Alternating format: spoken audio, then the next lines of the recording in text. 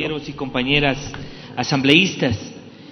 Luego de casi 2 años de debate en la Comisión de Justicia, de debate técnico, jurídico, entre todos los compañeros que conformamos parte de esta comisión, más de 60 comisiones generales, más de 89 proyectos de ley, hoy tenemos un informe para segundo debate que ha sido construido desde las diferentes perspectivas, desde quienes señalan lo correcto o lo incorrecto de una posición dentro de la sociedad.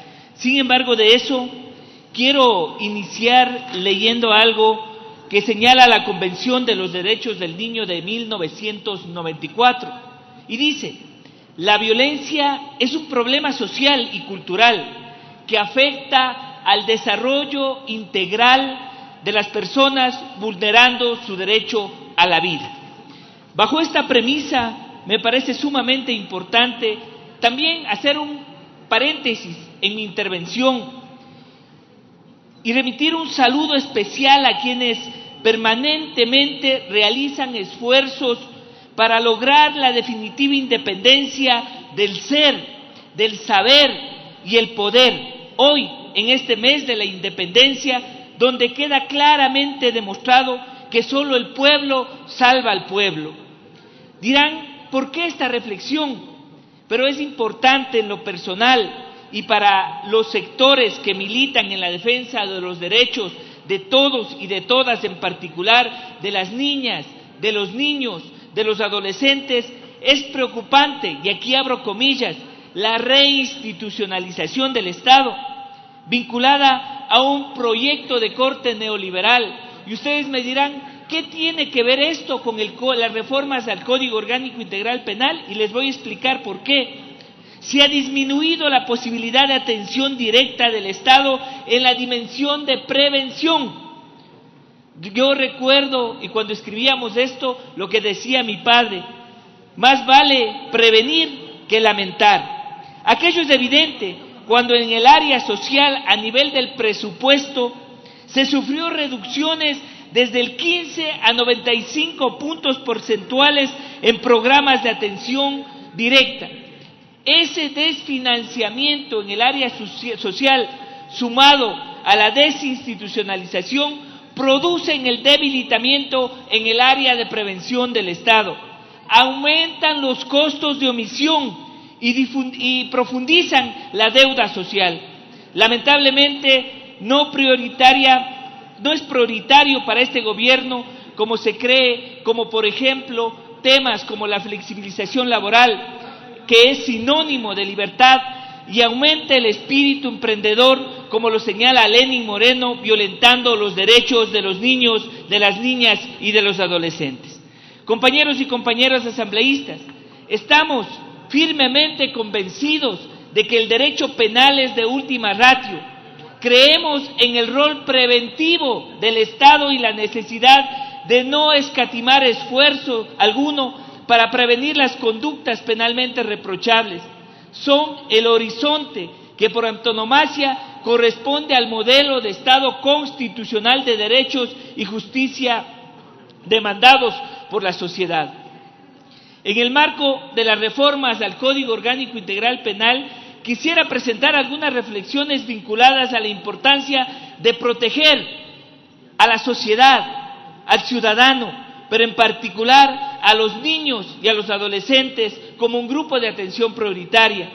En todos los cuerpos legales en los que la Asamblea Nacional, como garante normativo de derechos constitucionalmente, genere, y en especial en cuerpos normativas como el COIP. Al respecto, me permito señalar algunas reflexiones. Primera, el proyecto de reforma que estamos discutiendo amplía las inhabilitaciones para el ejercicio de una profesión, empleo u oficio establecidas en el artículo 65 del COIP vigente, para que cuando una persona que haya sido sentenciada con una pena privativa de la libertad en los casos de delitos contra la integridad sexual y reproductiva de niños, niñas y adolescentes, se impondrá la inhabilitación para el ejercicio de la profesión, empleo u oficio por el mismo tiempo de la pena privativa de la libertad, siempre que el ejercicio de dicha profesión, oficio o empleo implique contacto directo con niños, niñas y adolescentes.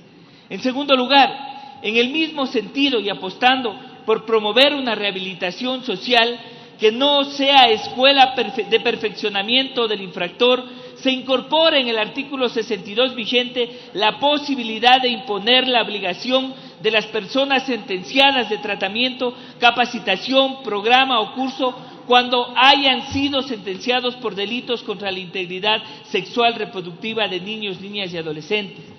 En el tercero, en el caso del artículo 84, se refuerza el tipo penal de desaparición forzosa, pues actualmente el tipo penal se circunscribe únicamente cuando actúan agentes del Estado.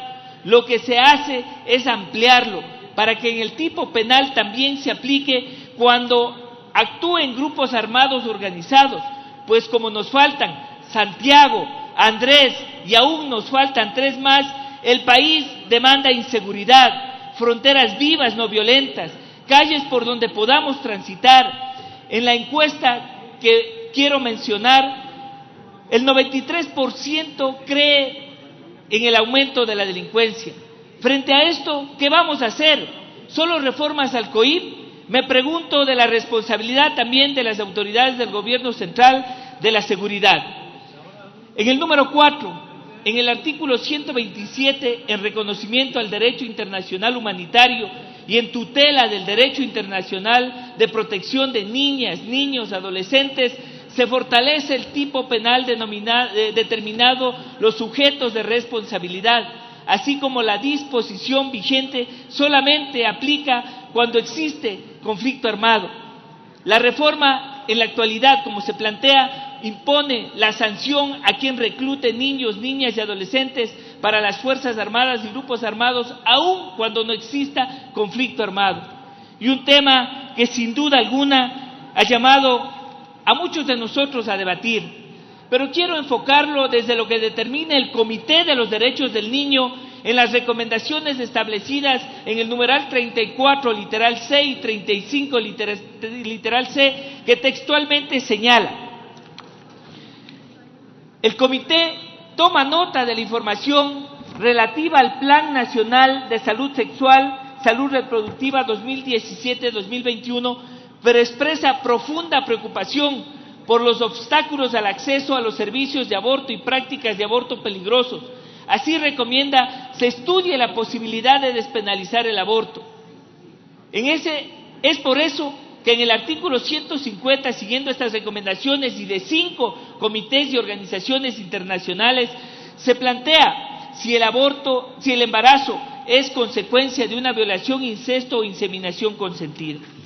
Quiero compartir con ustedes unas reflexiones que nos hizo llegar el Consejo Nacional para la Igualdad de Género, que habla de un tema sumamente importante como es la revictimización de las víctimas de violencia sexual. Y dice lo siguiente, son 3 párrafos.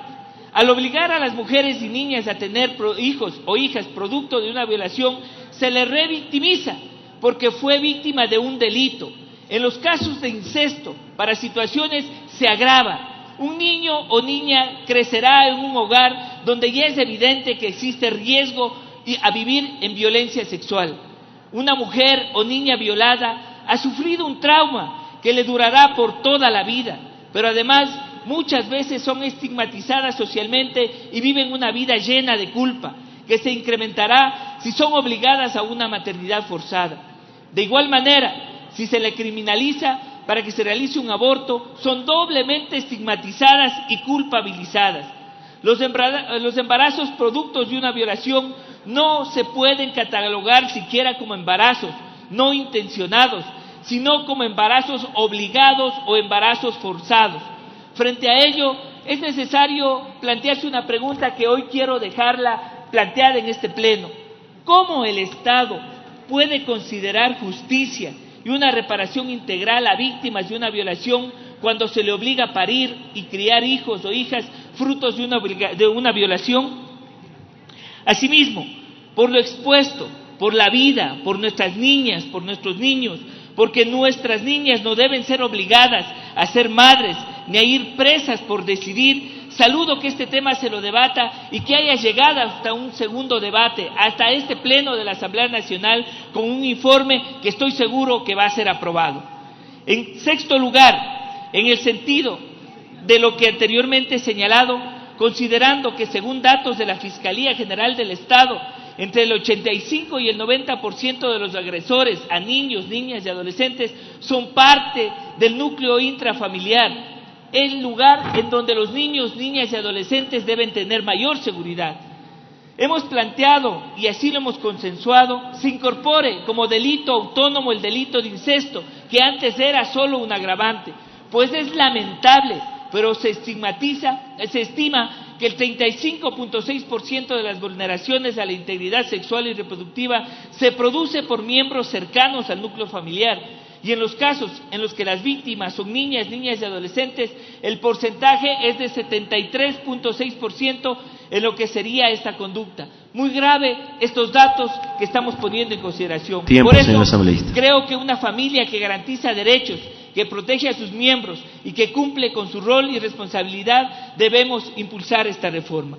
Para finalizar, hay algo sumamente importante. En el artículo 610 se incorpora la posibilidad del juzgamiento en ausencia. Y es un tema que lo hemos debatido en todos los espacios, inclusive en el debate constitucional, en el marco y en el bloque de constitucionalidad. Pero ahí tenemos que tener en cuenta el principio de tutela, del principio de interés superior del niño, de los niños y adolescentes, que propone permitir que exista, no permitir que exista impunidad en estos casos.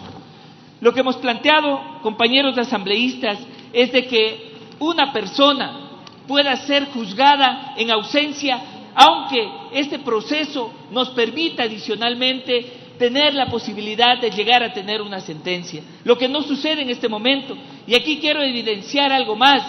La propuesta de la consulta popular de la imprescriptibilidad no nos ha dado una solución, no nos permite tener la posibilidad de materializar la prueba al pasar los años. Yo creo que el juzgamiento en ausencia puede ser una alternativa. Y para finalizar, nuestro compromiso es seguir siendo y trabajando con los derechos de la niñez, la adolescencia de nuestro país, recalcando que aunque estamos conscientes de la necesidad de prevenir antes que castigar, exhortamos a los compañeros y compañeras asambleístas a apoyar este bloque de reformas del COIP, que significa ratificar ese compromiso con la niñez y la adolescencia. No olvidemos que trata el Estado a las niños y niñas es el mejor reflejo de un gobierno, por la vida, por la dignidad, por la autodeterminación y la reparación de las víctimas, la no impunidad. Creemos y planteamos esta reforma porque estamos convencidos que ni un derecho menos para ninguno de los ciudadanos y ciudadanas. Muchísimas gracias. Los aportes del asambleísta